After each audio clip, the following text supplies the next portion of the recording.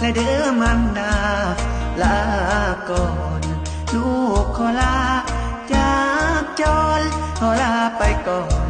มันดาข้าเอ่ยถึงลูกจากไปจะบอกไปรับไปเลยจะมาหาแม่ดังเคยยามลูกไม่มีเงินคำเป็นเพราะความจนจึงต้องจำทนลาสิ่งที่แม่สอนสั่งทุกสิ่งอย่างลูกจะจดจำพ่อตายจากไปครอบครัวเลยขาดผู้นำเลยขาดเกินเงินคำลำบากอากันแสนทรมานก่อนจากลาลูกขอสัญญาต่อแม่ลูกจะบอกท้อแท้จะบอกแบกสิ่งอันตาพานเห็นคนอื่นเขามีแต่หาเงิน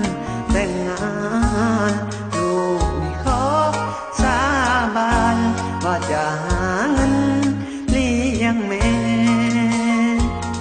กล่าวคำอำลาพร้อมทั้งน้ำตายินหลังใจข้าเป็นเวิ้งว้างแม่อยู่ทางหลังใคร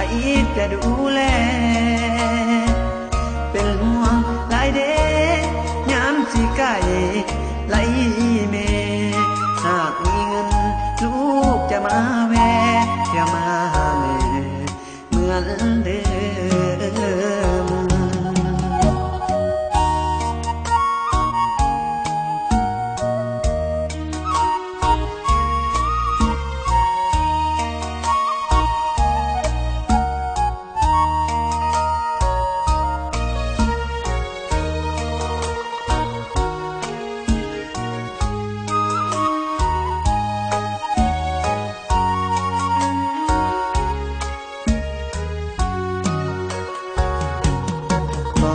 จากลาลูกขอสัญญาต่อแม่ลูกจะบอกท้อแท้จะบอกแบกสิ่งอันตาพานเห็นคนอื่นเขามีแต่หาเงินแต่งงานลูกขอสาบานว่าจะหาเงินเลี้ยงแม่กล่าวคำอำลาพร้อมทั้งน้ำตายินหลังใจข้าเป็นเวิ้งว้างแม่อยู่ทางหลังใครจะดูแลเป็นห่วงหลายเด้